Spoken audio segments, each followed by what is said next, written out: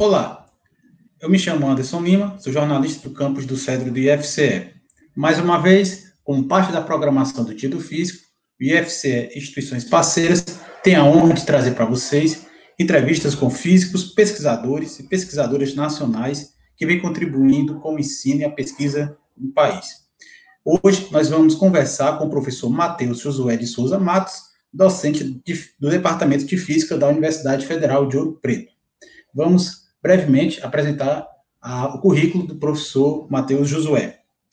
O professor Matheus Josué possui graduação em bacharelado em Física pela Universidade Estadual de Feira de Santana, mestrado e doutorado em Física pela Universidade Federal de Minas Gerais, foi bolsista de pós-doutorado da Universidade Federal de Minas Gerais, tem experiência na área de Física, com ênfase em Física da matéria condensada, atuando principalmente nos seguintes temas: métodos de primeiros princípios, dinâmica molecular, interações de Van der Waals, estudo de nanoestruturas com nanotubos, grafeno e C60, materiais bidimensionais e moléculas orgânicas, líder do grupo de pesquisa The Nanoscale Physics Group, do CNPq. Professor Matheus, é um prazer conversar com o senhor e seja muito bem-vindo. Bom dia, Anderson. Muito obrigado aí pela apresentação. Eu que agradeço a vocês pelo convite, por falar um pouco da minha vida acadêmica aqui para o pessoal, e parabenizo já de antemão a vocês pela organização aí do evento. Professor, para iniciarmos a nossa entrevista, então nós gostaríamos que o senhor nos falasse um pouco a respeito da sua trajetória de estudos, da sua trajetória de formação, desde a graduação até o seu doutorado. Maravilha. Bom, falar sobre uma trajetória, né, sempre tem muita história que pode ser contada, e como um estudante de um ensino médio, partindo do ensino público, né, e eu tive muito trabalho para conseguir entrar na universidade. Então, eu fiz um período de 1 ano de cursinho junto com o trabalho, né, então era aquela loucura de acordar cedo para ir para o trabalho e dormir tarde, porque estava estudando até tarde, para conseguir entrar na universidade. Então, em algum momento você começa a cansar e querer desistir, né? Daí você vê o quanto que é importante as políticas públicas de oportunidade para estudantes. Então, a pessoa não consegue levar uma vida de trabalho e estudo num rendimento razoável, né? Quando eu já estava ali quase desistindo de estudar, eu consegui passar no vestibular e entrar no curso de Física, né? A escolha de Física, assim, foi uma escolha porque eu sempre fui uma pessoa bem curiosa, gostava muito de observar a natureza, animais, né? Insetos, répteis, e sempre fui muito interessado em física, né? Sempre tive algum tipo de facilidade em física, matemática, mas, de fato, sempre gostei muito de computação. Então, física foi a minha segunda opção, onde, de acordo com todas essas coisas, eu juntei o que era certo para mim, que era conseguir entrar no curso de física, e porque eu gostava, de fato, de estudar a natureza, né? Então, eu entrei no curso de física da UFES, né, Universidade Estadual de Feira de Santana, em 2002, e, é claro, por ter uma defasagem de ensino, eu tinha que me dedicar muito, né? Então, a gente tem uma trajetória longa, chegando até a pós-graduação, mas você vê que tudo faz parte de muita dedicação, né? Não tem nada além de muita dedicação para conseguir finalizar os estudos, né? É claro que na minha trajetória de estudos, o curso de Física foi muito importante, porque eu consegui criar amizades e gerar grupos de estudo que se manteve do início ao fim do curso. Então, essa é uma boa dica para estudantes, criar grupos de estudos e estudar, porque um estudante ajuda o outro, e isso acaba fazendo todo mundo ganhar, né? Todo mundo ganha quando há uma colaboração, né? Na ciência, de fato, a competição não é importante, o que é importante é a colaboração, é você conseguir compartilhar ideias com pessoas.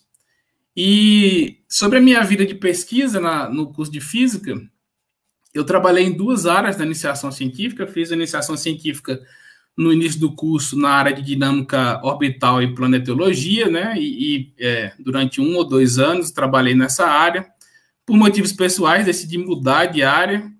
E aí é que vem a coisa interessante, porque você, para mudar de área, você tem que saber o que é que você quer estudar, né? Então, eu passei uns 6 meses tentando encontrar essa coisa, participando de grupos de pesquisas, reuniões, até que um dia eu estava no posto de um colega do meu curso, e ele me apresentou o trabalho que ele fazia, iniciação científica, onde ele conseguia ali manipular as estruturas, né, microscópicas, sólidos, nanoestruturas, e ele conseguia manipular átomos, trocar átomos, e aquela coisa ali foi me chamando a atenção, e ele conseguia manipular isso e fazer simulações utilizando mecânica quântica. Isso me chamou muita atenção, e foi aí que eu comecei a fazer uma outra iniciação científica na área de física da matéria condensada, no estudo de primeiros princípios de nanoestruturas, com a orientação do professor Sérgio Azevedo, que é um grande amigo hoje em dia e me ajudou muito, né, nessa escolha, me orientou, meu TCC, minha iniciação, né? Então, é importante que o estudante saiba escolher não só a área de pesquisa, mas também a pessoa com quem ele vai caminhar durante a trajetória dele na pesquisa, né? Então, escolher a pessoa certa, às vezes, é mais importante do que a área. E depois disso, né, é claro, já tinha uma área que eu gostava, né, gostei muito desse fascínio de você conseguir manipular a matéria, mesmo que seja por meio de simulação computacional. Você manipula a matéria e você consegue criar coisas novas, né, você consegue simular coisas novas, e o mais legal disso é propor coisas que são palpáveis e que pessoas possam sintetizar experimentalmente, né? Então, foi uma paixão, com a orientação aí do professor Sérgio Azevedo. No final do meu curso, então, eu fiz ali 4 seleções de mestrado, Unicamp, UFMG, UFBA e UFPB, e o professor Sérgio me indicou trabalhar na UFMG, e também, não só por causa que ele tinha feito um pós-doutorado nessa área, né, ele como meu orientador, mas também porque existia uma pessoa importante que poderia me orientar, que é o professor Mário Sérgio Mazzoni, que me orientou no mestrado e no doutorado, e que é uma pessoa excelente, né, um ótimo orientador e amigo. E então eu fui para o UFMG por causa da área, mas também por causa do orientador, né? Então, continuei na área de pesquisa, no mestrado e doutorado, nessa área de estudo de primeiros princípios com a teoria do funcional da densidade, de nanoestrutura, de nanomateriais, e uma coisa que desenvolveu muito na minha carreira é a colaboração com pesquisadores, diferentes pesquisadores.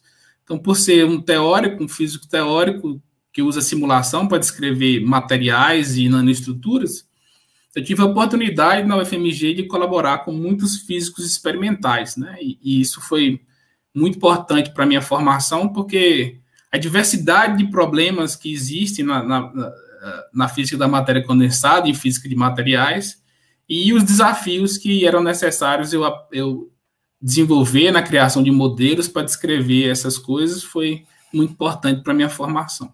Então, eu fiz mestrado e doutorado com orientação do professor Mário Mazzoni, e depois disso fiz também um estágio de pós-doutorado sob a supervisão do professor Mário Mazzoni também, que deu continuidade a essa linha de trabalho, essa linha de pesquisa, que é a descrição de propriedades e modulação de propriedades de materiais em geral. Então, a mensagem importante aqui é que a gente precisa aprender que na ciência a colaboração é tudo, né? A competição é saudável, é importante, mas a colaboração, mesmo em tempos de crise, né, é que permite você conseguir dar continuidade à pesquisa e também de enfrentar problemas relevantes para a ciência. Então, Então, eu terminei meu doutorado ali em 2014, e em 2015 eu entrei na UFOP, onde sou docente hoje.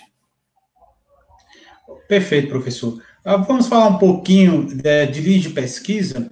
Então, nós gostaríamos de saber quais são os principais trabalhos desenvolvidos pelo senhor ao longo de sua atividade de docente. Joia, você acabou soltando uns spoilers na apresentação, né? Então, como eu havia falado, eu trabalho na área de física da matéria condensada, né? Com uma ênfase ali em simulação computacional, descrevendo diversos tipos de propriedades de materiais, então, propriedades eletrônicas, ópticas, né? Estrutura eletrônica, propriedades de superfície, né? E tudo isso voltado para ciências, principalmente para ciências de materiais, e com várias linhas de pesquisa. Então, a gente trabalha com métodos de primeiros princípios ou dinâmica molecular aplicado ao estudo de nanoestruturas, né, as principais nanoestruturas de carbono, nanotubos, grafeno, diamante, C60, né, que existem, os alótropos, e moléculas orgânicas também. Então, são duas linhas de pesquisa que a gente tem da área de materiais, da área de descrição de matérias, de moléculas orgânicas, onde a gente também tem colaborações com pesquisadores que sintetizam novas moléculas e a gente faz essa caracterização teórica, e colaboração com professores experimentais que descrevem e modulam propriedades de materiais em geral, né? Nanotubos, materiais 2D e por aí vai. Então, nos últimos anos, eu tenho essas duas linhas de pesquisa, que é modulação de propriedades de materiais bidimensionais e estudo de moléculas orgânicas, novas moléculas orgânicas. E falando um pouco de trabalho, né, dessa área de materiais 2D, a gente estudou desde 2017 uma coisa muito interessante, que é você descrever um novo material e fazer um design de material que surge da compressão, por exemplo, de materiais bidimensionais. Então, você tem ali o grafeno, que é uma folha de carbono, né? Uma folha atômica de carbono, e se você juntar duas ou mais camadas, você tem grafeno bicamada, até chegar no grafite, né? Que é essa ponta do lápis que todo mundo usa para estudar. E se você pegar duas camadas de grafeno e comprimir essas duas camadas, você pode chegar a uma nova estrutura, uma estrutura que tem muitas características de diamante. E com uma coisa especial, você tem um diamante 2D, né, um diamante bidimensional. Então, um material que mantém as características importantes do diamante, mas que está ali confinado bidimensionalmente com uma espessura pequena. E a gente acabou estudando várias coisas nessa área. Esse é um trabalho que, como eu falei, é importante, porque tem colaboração de várias pessoas, de várias instituições. Então, tem um grupo experimental da UFMG e do MIT, né, o professor Luiz Gustavo Cansado e o pesquisador Luiz Gustavo Martins, no MIT. Tem colaboração de professores teóricos na UFMG, como o professor Mário Mazzoni, e além de colaboração dentro da própria UFOP com o professor Alain e o professor Ronaldo. Então, tem muitas pessoas que ajudam na descrição e caracterização desses materiais. E, além do diamondol, depois a gente começou a estudar coisas semelhantes, materiais que têm características semelhantes ao grafeno, como o HBN. Você consegue, então, propor também novos materiais de caráter de estrutura de diamante, só que com características diferentes. Então, você tem o grafeno, que a princípio é um semicondutor de gap nulo. Quando você comprime, ele vira um diamante, que é um semicondutor, enquanto que o bonitrol, que vem da compressão de HBN, ele vira o que a gente chama de bonitrol, que é um análogo do diamante 2D, ou do diamondeno, só que agora ele é um condutor, e ele é um condutor que tem características bem importantes. Então, a gente tem estudado essa área de materiais 2D, de diamantes 2D, então tem o diamondeno, o diamondol, o bonitrol, né, e heteroestruturas de grafeno e HBN. além de você também poder estudar o estudo de materiais 2D sob pressão em geral. Então, você tem uma família enorme de materiais 2D que podem ser estudados, como os TMDs, os dicocogenetos de metais de transição. Então, a gente também tem linhas de trabalho de modulação de propriedades de TMDs, com colaboração experimental, professora Ana Paula da UFOP, professor Bernardo da UFMG, entre outros, né? Então, essa é uma linha que a gente tem seguido e orientado estudantes, né? E participando, muitos estudantes participando desses trabalhos. A outra linha que é a linha de caracterização de moléculas orgânicas, onde a gente consegue descrever as principais propriedades físicas espectroscópicas de novas moléculas orgânicas, moléculas inéditas que são sintetizadas por colaboradores experimentais, como Jason da UFOP, e caracterizada opticamente pelo professor Tiago Casati. Então, a gente tem... você vê que tem uma linha muito grande de colaboração que é importante para essa coisa, né? Então, o grande desafio dessa área, né, é que a gente está trabalhando com essa colaboração teórico-experimental, e essa colaboração teórico-experimental, ela requer modelos robustos para descrever as propriedades que estão sendo observadas experimentalmente. Então, você precisa criar modelos e conhecer metodologias adequadas para descrever os experimentos. Então, cada problema experimental, ele vai ter a sua característica, ele vai ter uma metodologia que você precisa usar para descrever uma determinada característica, e às vezes você precisa criar uma metodologia nova para você conseguir criar um modelo que seja capaz de explicar o que acontece experimentalmente, né? Na física da matéria condensada, a parte de simulação computacional ela é muito importante, porque ela consegue facilitar o entendimento da matéria, às vezes microscopicamente, experimentalmente, isso é complicado, mas se você tem uma ajuda ali de uma simulação, você consegue diminuir até o tempo em que você precisa de caracterizar experimentalmente certos materiais, né? Então, a simulação tem um papel muito importante na física da matéria condensada, em especial aí na física de materiais.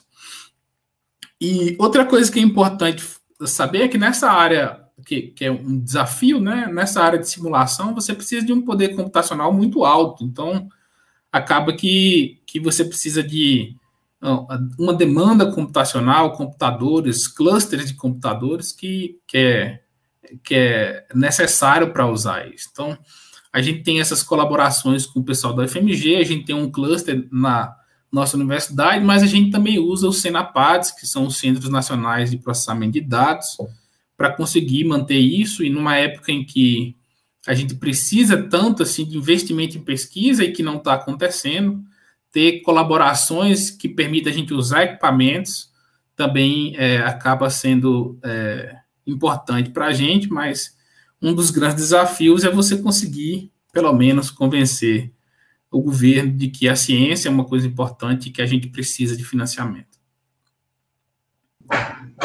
Perfeito, professor.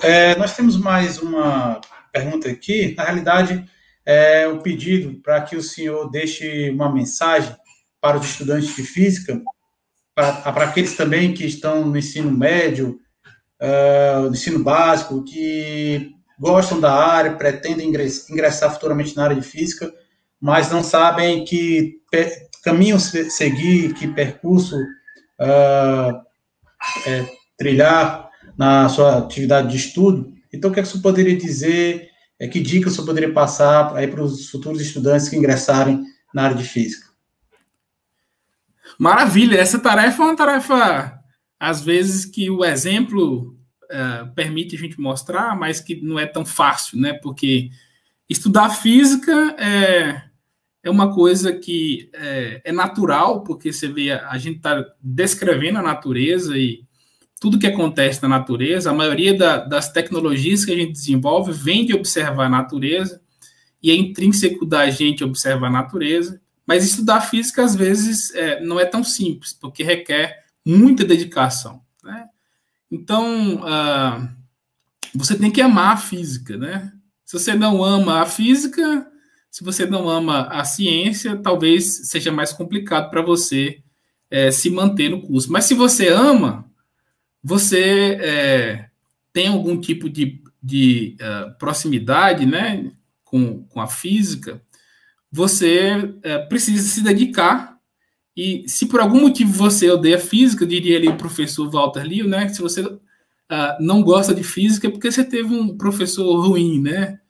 E na universidade a gente tem a oportunidade de ter contato com diversos tipos de professores e a gente tem que aproveitar e olhar para as melhores experiências que a gente pode ter, que são com os nossos professores. Então, procure sempre pegar os bons exemplos de professores que são bons e que ensinam por prazer, por amor, que é um caminho bom.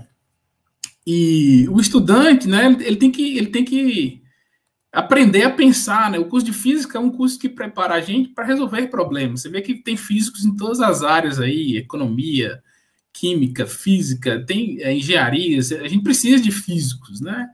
E aí o estudante ele tem que aprender a pensar, a duvidar, né? Ele tem que aprender a se comunicar, a passar o aprendizado dele. Ele tem que aprender a partir de seus erros e tem que aprender a questionar as coisas que ele erra e as coisas que ele acerta e questionar o estudo, né? Então, isso é uma coisa muito importante e, acima de tudo, você tem que se divertir, você tem que fazer a física e o estudo da natureza como uma diversão, como se fosse uma coisa legal que você está fazendo. Se você encara isso como uma coisa boa, você vai ver que a sua carreira enquanto pesquisador ela vai ser uma carreira realmente, não é um emprego. Você tem uma carreira, você se desenvolve na carreira. Quanto mais tempo você está naquele ofício, melhor você vai ser, mais experiente você vai ser, melhor você vai entender a natureza, né? Então, a gente acaba passando por um curso de física, às vezes a gente tem muitas lacunas, tem muitos gaps de conhecimento, mas a gente precisa se preocupar por isso, porque no momento certo você vai ter capacidade de preencher essas lacunas da melhor maneira possível, que é você estudando com o autoconhecimento que você adquiriu no seu curso, né? Então, o Feynman falava muito isso, de que para fazer física ali, você tem que aprender a pensar, duvidar, comunicar, questionar, né? Aprender dos erros e se divertir. Fazer física por diversão, porque você está ali gostando. Tanto que quando eu entrei na área de simulação computacional, achei muito bacana essa coisa de você conseguir brincar com as coisas, você conseguir ir lá, trocar um átomo de lugar, você conseguir ver o que acontece. E se eu pegar esse átomo de carbono e trocar por um átomo de nitrogênio, o que acontece, né? E isso é muito brincar é como se fosse um videogame. Existem pessoas que gostam de jogar videogame. Eu gosto de fazer simulação computacional de física, de materiais. E eu acho que os estudantes têm que aprender a se divertir nessa área, porque é isso que vai fazer eles serem felizes no curso, né? Saber escolher adequadamente as orientações, os professores com que eles vão caminhar juntos também é importante, né? Você vê que é uma carreira, é um aprendizado para o resto da vida, então eu tenho contato com meus orientadores de iniciação científica, mestrado, doutorado, até hoje. O estudante ele tem vários desafios, né, no seu curso, então você tem ali, o estudante ele tem que aprender a estudar, então aprender a estudar física não é simples, você tem que desenvolver isso, você tem que reforçar as bases, se você tem muita dificuldade, você tem que procurar reforçar suas bases, para você aproveitar melhor as disciplinas, ter um convívio bom com pessoas que têm o mesmo projeto que você, criar esses grupos de estudo com pessoas que têm esse mesmo projeto, tentar fugir da procrastinação, que é um pouco complicado, né? E aceitar que às vezes você precisa de mais tempo e preparo do que você imagina, né? Você tem que tentar se conhecer, né? Você, no curso de física, você pode se sobrecarregar muito estudando. Então, você tem que tentar ter um balanço entre a vida acadêmica e a sua vida pessoal, a sua vida... cuidar da sua saúde, fazer uma atividade física, né? Isso é muito importante. E sempre que precisar, um estudante tem que procurar ajuda, né? Hoje em dia a gente tem muito problema de depressão, ansiedade em estudante, E isso é uma coisa que tem solução. Se você procurar a ajuda correta, você vai encontrar. Então, não deixe que a coisa se agrave, que uma ansiedade, uma depressão se agrave. Sempre que você perceber que está ali um pouco precisando de ajuda, procure ajuda. As universidades geralmente têm centros de atenção estudante que podem ajudar nesse sentido. E acho que é importante, para finalizar aqui a minha fala, destacar que os estudantes de graduação e pós-graduação são os pesquisadores que fazem a ciência caminhar no Brasil, né? A nossa ciência, sem isso, né, devido a todas as atribuições que o professor tem hoje em dia, os estudantes que carregam os projetos de pesquisa, eles são funcionários dos projetos, eles são funcionários do governo, eles são funcionários da sociedade.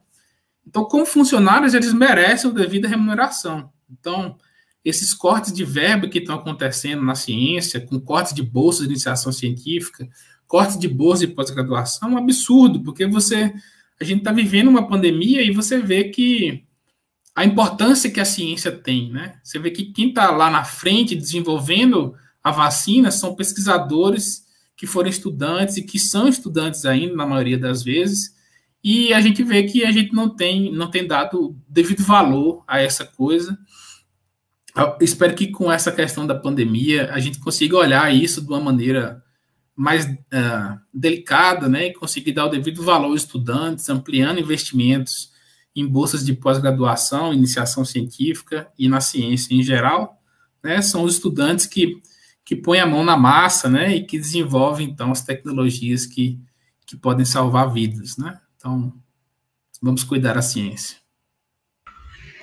Perfeito. Então, nós queremos agradecer aqui a participação do professor Matheus Josué de Souza Matos, da Universidade Federal de Ouro Preto. Professor, muito obrigado pelas suas explicações, pelas suas valiosas dicas. Desejamos ao senhor muito sucesso na sua atividade docente de pesquisa e até uma próxima oportunidade. Maravilha. Eu que agradeço e, mais uma vez, parabenizar vocês por esse evento e também parabenizar por esse momento, né? Eu acho que é importante estar apresentando para os estudantes exemplos de como que a gente deve seguir na carreira e o que eles podem fazer, né? Eu acho que isso é muito legal, vocês estão de parabéns.